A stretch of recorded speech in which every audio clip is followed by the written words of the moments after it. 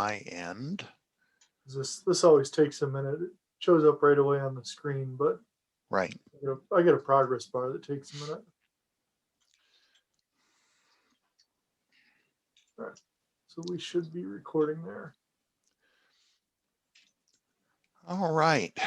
Thank you, everyone. This is a new version of this workshop that I think does a little better job, or I'm hoping will be a little better at answering questions about what's involved in organizing a Sea Scout ship.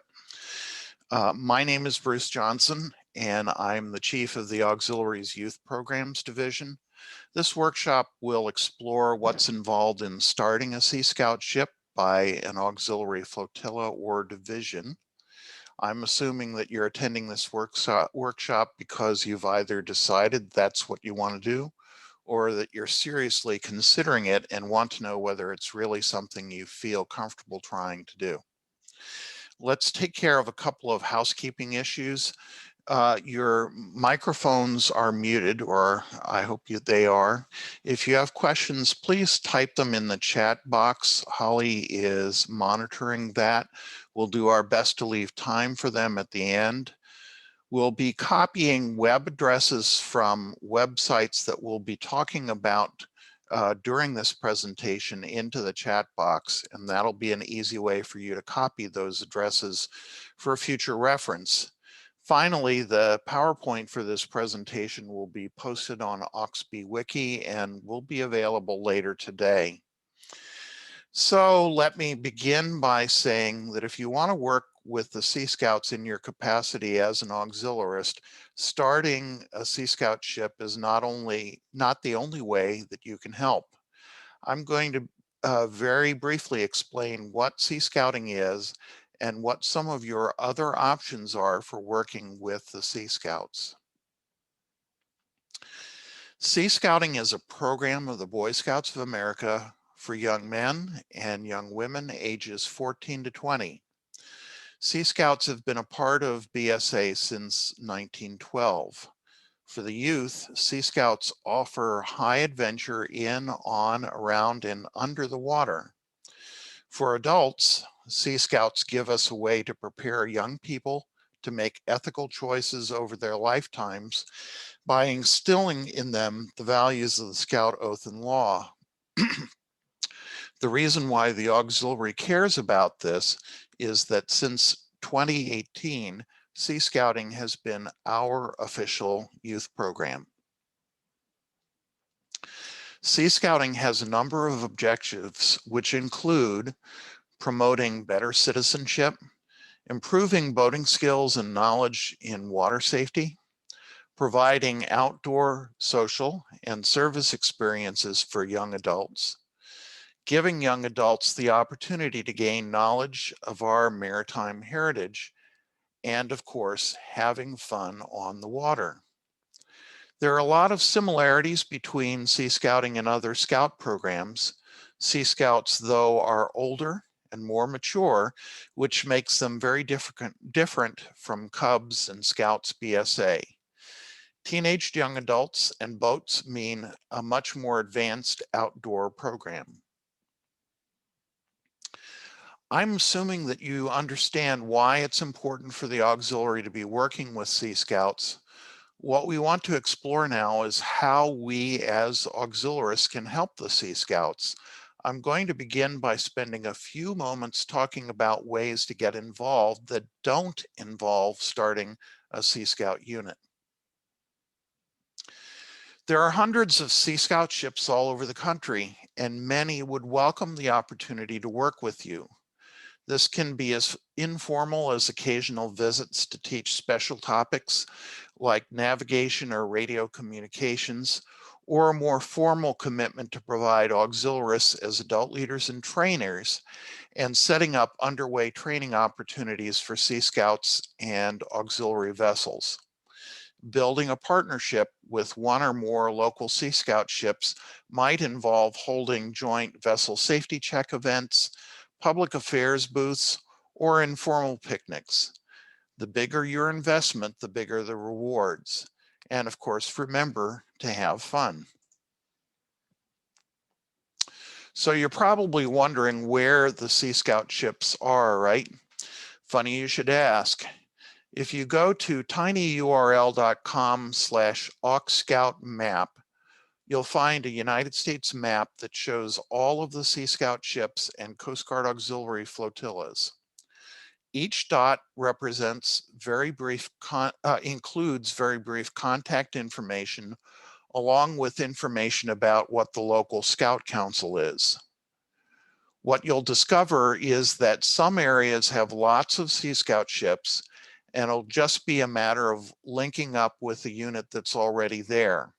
In other areas, the closest Sea Scout ship may be dozens of miles away, and the best plan may be to start one where you are. Something that the Coast Guard Auxiliary invests heavily in is promoting recreational boating safety. One of the objectives that for why we're doing this is to make the public aware that the auxiliary exists and potentially encouraging them to consider auxiliary membership. I don't know whether you've noticed this though, but we seem to have a lot more success talking with adults than with young people. It really shouldn't be a surprise when you think about it. Most teenagers and young adults prefer to talk with people their own age. In part because of this, the Coast Guard wants us to work with the Sea Scouts to promote the recreational boating safety message and our partnership. We can do that at boat shows, booths at boat supply stores and boat ramps, Scout Council Scout shows, and even Order of the Arrow conclaves. It's a great place to start working with a local ship, a local Scout Council, or the area Sea Scout leadership. Something else that we can do is to teach Sea Scouts in a broad range of training opportunities. Auxiliary boat crew training, for example, is very popular. Our local sector is holding a boat crew academy and Sea Scouts are participating. We've also taught the auxiliary seamanship and auxiliary communications specialty courses to the Sea Scouts. Just so you know, the requirements for all auxiliary public education and member training courses have been compared to Sea Scout advancement requirements, and where they are the same or similar, that information is available on AuxB Wiki. This makes it really easy for auxiliary instructors to teach the Coast Guard's way of operating watercraft while helping Sea Scouts meet their rank requirements. Something else you can do with Sea Scouts is teaming up with a Sea Scout ship to do a waterway cleanup project. The Sea Scouts have environmental protection and service project requirements for each of their rank advancements. You would not only be performing a valuable public service, but you could also be generating great publicity for both the auxiliary and the Sea Scouts. Okay, so you may be saying to yourself, that looks interesting to me, but there aren't any Sea Scout ships in my area. I guess we're out of luck, right? Well, in a word, no. We're not only allowed, but we're encouraged by the Coast Guard to consider starting Sea Scout ships and making them a part of our recreational boating safety program. Let's look at what's involved in doing that. According to past National Commodore Rick Washburn, quote, "With this cooperative effort, we'll reach out to the emerging population of young adults who share the auxiliary's commitment to safe boating, service to the nation, and the Coast Guard and maritime careers," end of quote. The best way to build a recreational boating safety program for youth in your area is to organize a Sea Scout ship. A ship, which is the local Sea Scout unit, involves taking a franchise between the charter organization and the local Scout Council. In it, the charter organization agrees to follow BSA organization and program standards, approve adult leadership, and provide or arrange for a meeting place. The ship itself isn't a legal entity, but the charter organization must be enough of one to be able to enter into the agreement. As of today, there are 19 auxiliary flotillas and divisions that charter Sea Scout ships. I'd like to point out to you that you'll be requesting 2 charters, one from the Boy Scouts of America, which is what we're looking at on this screen, as well as one from the Coast Guard. We're going to initially focus on the BSA charter process and then move on to the Coast Guard charter. Let's take a few moments to talk about the components of a Sea Scout ship. In BSA speak, the chartered organization is another name for a sponsor. The ship committee is a group of adults who provide the ways and means to make the unit happen. They don't necessarily work directly with the Sea Scout youth, although they may. The skipper and mates are the adults who do work directly with youth and supervise meetings and outings. They'll also teach and guide the youth leadership. The bosun and youth officers are the elected youth members who provide leadership to ship meetings, outings, and projects. The youth are, of course, the rest of the Sea Scouts in the ship. And finally, consultants are adults who provide expertise or advice, but who aren't necessarily BSA registered adult leaders. I'd like to take a moment to talk about the relationship between the flotilla or division and the Sea Scout ship. And before I go further, I'd like to point out that ships can be chartered to either flotillas or divisions. Throughout this talk, I'll talk about flotillas being the chartered organization, but remember that divisions can fill that role as well. In many cases, although the chartered organization supports the ship, it's pretty hands-off in the way they interact with the unit. In this case, the flotilla would serve as chartered organization, but the ship operates mostly independently of the flotilla. The ship plans its own on-the-water activities and meetings without necessarily cooperating or coordinating with the flotilla. Joint activities such as public affairs booths are opportunistic. There may be only a few, or there could be quite a few. While some of the adult leadership would come from the flotilla, many of the adult leaders could come from parents or other sources. The program of the ship doesn't necessarily overlap with the flotilla, with what the flotilla is working on. And the ship will definitely want to rely on the flotilla to provide some of its training, program, and social activities. Depending on the needs of the flotilla and the ship, the two groups may decide that they want to work very closely together on training, on the water activities, shoreside projects, and public affairs activities. In this case, most of the ship's adult leadership may come from the flotilla, and much or most of the ship's underway opportunities may occur aboard auxiliary OPVACs. So what's involved in getting a ship started? What we're going to do now is walk you through the process of organizing a Sea Scout ship. Broadly, it involves holding a meeting at which you decide what you want to organize the ship and determine who is going to do what. Then you need to identify the adult leadership, recruit some youth members, and finally, address BSA's and the Coast Guard's paperwork requirements. Simple? Well, let's talk about one of the most important early steps you need to take. Do a program capability inventory. What this does is helps you to identify who is going to help, who has access to what equipment, what skills they have, and other resources that are available in-house. If you're thorough in this assessment, you'll probably find that you have more resources than you initially thought you had.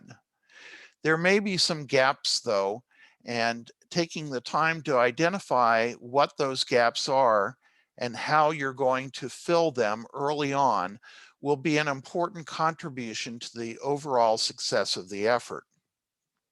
One more thing, don't focus on obtaining boats.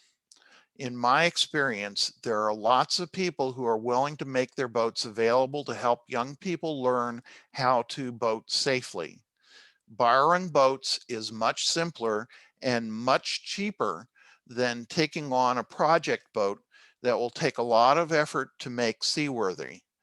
No teenager wants to spend all of their free time sanding a boat bottom. That really should come as no surprise to any of us. Finding adult leaders can be as tough as finding youth to start the ship. Identifying the right person to be the skipper is probably going to be the one position that will take the longest to fill, or it could really be the first one that you fill, depending on who is interested in serving. The skipper is the adult key leader who will be working with the youth. He or she will need at least a couple of assistants who are called mates. Being the skipper is a big job. This shouldn't be someone who has other extensive flotilla responsibilities, such as serving as the flotilla commander. Identify the other members of the ship committee. These will be the behind the scenes helpers who will help with management tasks like advancement, fundraising, publicity, and finance. Remember that you don't have to limit yourselves to flotilla members. Additional help can come from other scout groups, parents, boating groups, and any other kind of networking you might care to do. Where do the youth come from? You, and by you I mean the flotilla and the ship leadership, have to find them and sell them on the idea of joining you. There's no magic list of kids who are just waiting to join Sea Scouts. Potential members can come from either scouting units, schools, churches, yacht clubs, junior civic associations, neighbors, or scouting youth siblings. Local councils should have a list of scouts who've dropped out and the reasons for leaving scouting. The council scouting professional may be able to provide you with a list and contact information. As you're planning your ship's program, there are some things to consider. Ideally, the youth you recruit should plan and lead all activities. That said, they may be reluctant to take on this responsibility on day one. In some ships, the adults will need to coach them on program planning and running activities. They'll catch on pretty quickly, but don't assume that they will just figure it out for themselves. Your meetings need to be held regularly in a predictable location. Most ships meet either weekly or bi-weekly. Some meet even more frequently. Try to find a location where they can really focus on what they're doing without too many distractions. Also, consider the location, consider whether the location is somewhere that teenagers are going to feel comfortable. Meetings should focus on training and activity planning and should not be dedicated to business and lectures. Business and lectures will be seen as death on wheels by teenagers who spend all day in class and are looking to Sea Scouts so that they can do something that is different and fun.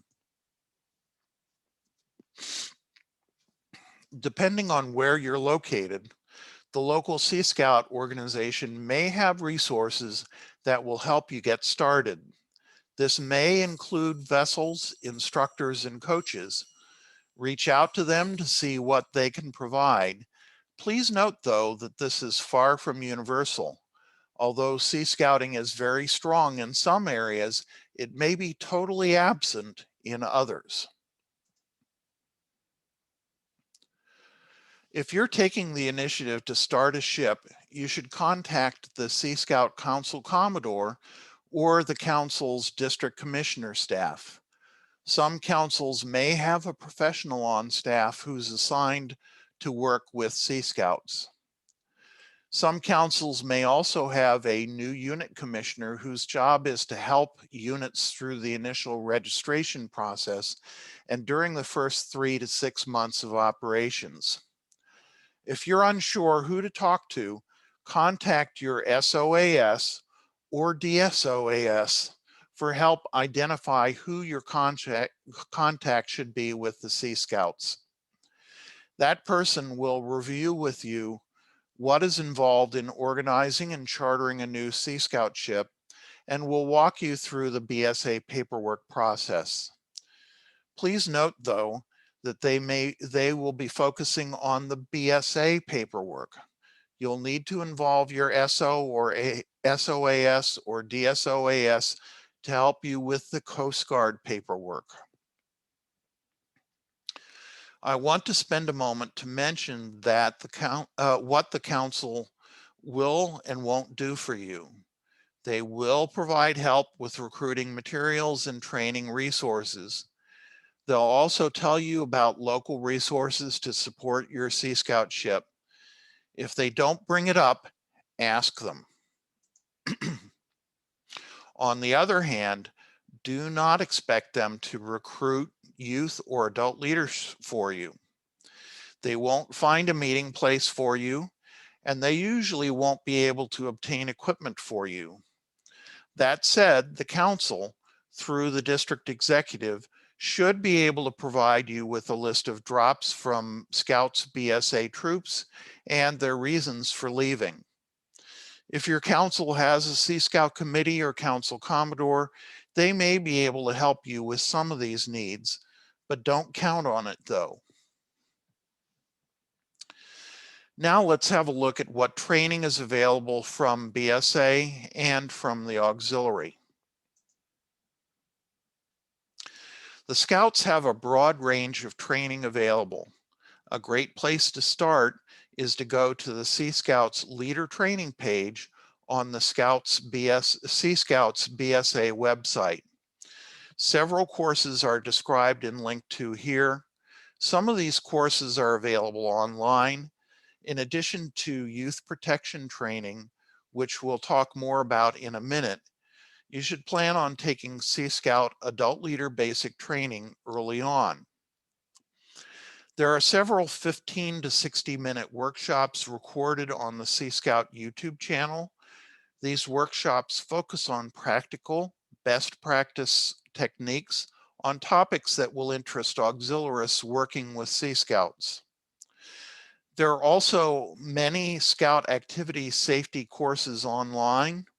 Depending on how you'll be working with the Scouts, you may need to take the safety afloat and the safe swim defense training. Each of these, each is very straightforward and take less than an hour to complete. Weekend Sea Badge conferences are held regionally and focus on strategies for teaching and managing the youth-led Sea Scout program. Some Sea Badge conferences will be held over the next couple of years that are specifically focused on auxiliary trainees.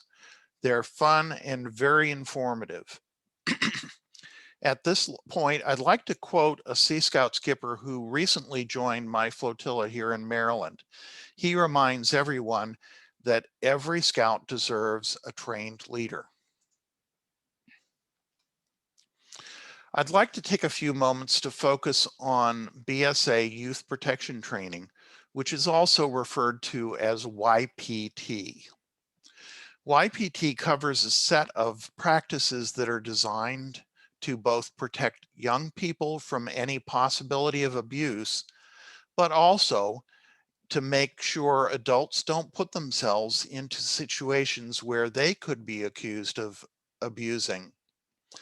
The key principles are they should never uh, be in one-on-one contact with youth, and there should also be too deep leadership for all activities. Youth protection training can be taken online. It takes about an hour and a half to complete. All auxiliaries working with Sea Scouts are required to complete this training. In flotillas or divisions that are chartering Sea Scout ships, this includes the commander, vice commander, and the staff officers for AuxScout, human resources, member training, and operations. They should send their YPT completion certificates in to DIROX to have it entered into their training record. And I'll mention here that in some districts, they handle that differently. So ask your DSOAS or SOAS how the YPT completion certificates are to be entered into AUX data. Several workshops have been developed that can be delivered live at district or sector training conferences like this one. The National Youth Programs Division can provide trainers who can mentor local members. Online workshops on a variety of topics are available and most have been recorded. Live workshops are announced ahead of time over Facebook. Recordings are available on the AuxScout YouTube channel. There are several AuxScout experts whom you can bring in to speak on a variety of topics. Plan ahead though, since there's a lot of interest in this initiative. Additionally, the youth program staff are available for coaching on special topics. Contact us and we'll match you up with the best person for your need. Okay, you've recruited your adult leadership and your initial group of Sea Scouts. You have a meeting place and a plan for the initial 3 months of program, and you're ready for the paperwork fund. So let's talk about that. Your BSA charter application consists of a completed BSA new unit application. This will include the commander's signature. You also have to have BSA adult applications and youth application for each of the ship members. Proof of youth protection training for all adults, a charter fee and insurance. This varies, but is somewhere around $100. And registration fees for each individual, which is around $35. This will be turned in to the local Scout Council for processing. Once you receive confirmation from the local Scout Council that your charter application will be accepted and that all of the BSA charter paperwork is complete, you'll need to request a Coast Guard charter as well. Your flotilla commander must request a Coast Guard charter through the chain of leadership and management. This request will go through the division commander, who will then forward it for review to the district commodore, who in turn will forward it with endorsement to DIROX. Once DIROX receives the request, an auxiliary charter will be issued to the flotilla. If any of the flotilla members who are required to have completed YPT training are not already in AUX data, then a copy of their YPT completion certificates must accompany the charter request. This process can be done entirely by email. A suggested format for a flotilla or division requesting permission to charter a Sea Scout ship is available on the Chartering a Sea Scout Ship AuxB Wiki page, and the URL for that is on the page, and Holly is copying that into the chat box. So the approval sequence of events is this. BSA approval of the local scout from the local Scout Council, then DIROC's approval through the chain of leadership and management.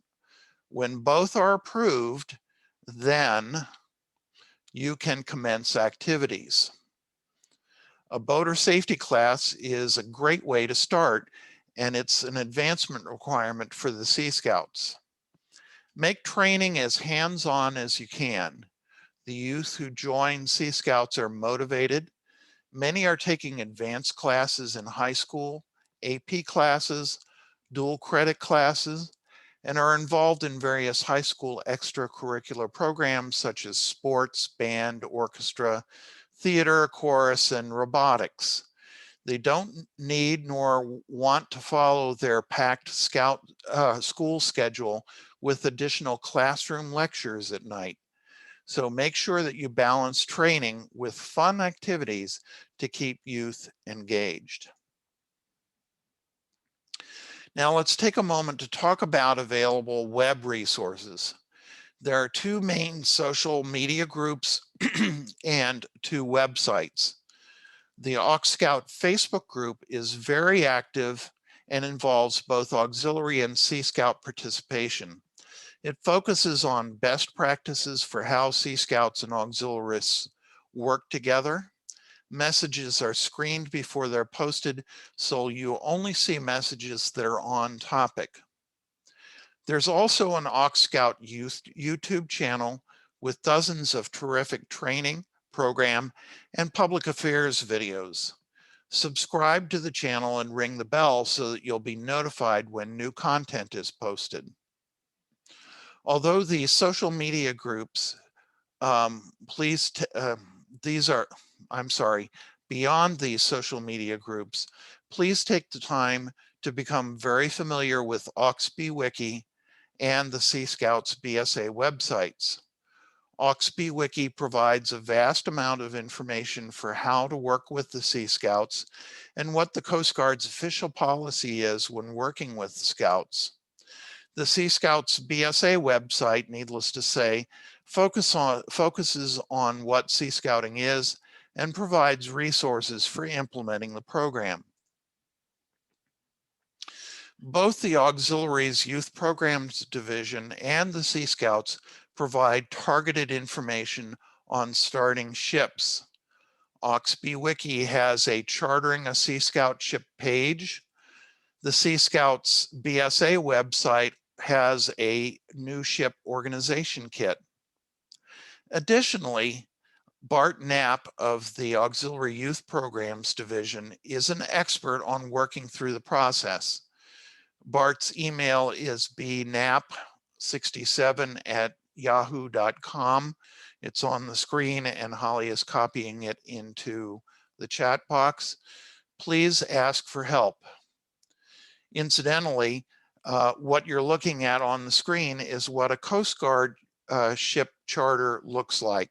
So you'll be getting two charters, one from BSA and one from your DIROC's office. Most of the web links in this presentation are available by going to this tiny web address. So please copy it down. We'll also copy it into the chat for your reference. The QR code here is for the AuxScout YouTube channel. I'll leave this up on the screen very briefly, and but we can take your questions now if there are any.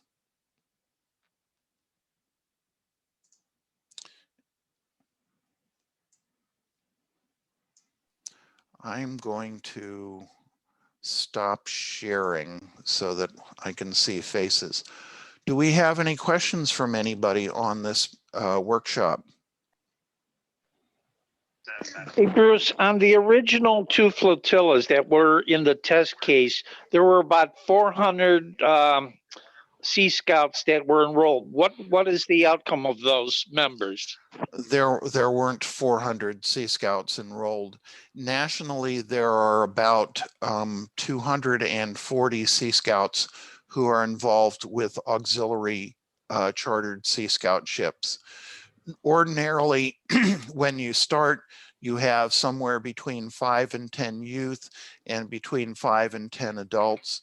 And depending on how things go, it may increase pretty quickly or not. Of course, the last year has been particularly challenging for everybody with COVID. It's made it much more difficult to do things face to face. So in some areas where face-to-face activities are possible, things are going better. We're also finding that the ships that have embraced the web conferencing platforms have also done really well. I don't know whether that answers your question, but I think it does. Well, are those Sea Scouts now considered members of the Coast Guard Auxiliary? That's a great question. They are not necessarily members of the Coast Guard Auxiliary unless they request membership. All Coast Guard Auxiliaries, all Sea Scouts and Sea Scout adults are automatically associate members of the Coast Guard Auxiliary Association. If they want to be full auxiliary members, they have to apply for membership just as anyone else coming in off the street would have to. The one difference is that a Sea Scout who is at least 14 years old is potentially eligible to join the auxiliary. And for example, we recently had a Sea Scout youth who is 16 who has joined our flotilla, and she's going to be a terrific addition to our program. So some of the Sea Scouts are joining the auxiliary as full members, but not all of them will. Okay, thank you. You're welcome. Are there other questions? Bruce, I saw one in the chat box there. Okay. Let's see. Yeah, Bruce, I posted something that our host put in here because I thought it was an interesting topic for discussion, how Okay. he's talking about how they've been asked to take over the charter from the station. And you can read the rest of that message. Okay, I'm looking for it. And okay, up here in Milwaukee, we have a ship right next to the door to the station. Decades ago, it sounded like the station was involved with it, but not anymore. We talked with them and they asked us to take over their charter because it isn't with an appropriate group, but they don't seem to need or want anything else to do with us. And that's another scenario. A few of the ships that are now chartered to flotillas and divisions have actually assumed charters from other groups because the other group really isn't as well suited to supporting the Sea Scout ship as the Coast Guard Auxiliary might be. And you will find that it will range anywhere from they want to work very closely with you, or they're just looking for occasional help with teaching topics or something like that. Okay. Right. And then the other nice thing that he's talking about is they have a ship in the suburbs that's interested in working with them. And the parent who runs it is joining the auxiliary. Right. We have a great example of that right here. We live in Annapolis, and the Sea Scout ship that's here in Annapolis is partnered with a nearby auxiliary flotilla. And the flotilla provides 3 adults who routinely help out with the ship's operation. And the ship very closely identifies with the auxiliary. And their immediate past ship's bosun has been accepted to the Coast Guard Academy and will be attending that in the fall. So that's a great outcome from the collaboration between the Sea Scouts and the auxiliary.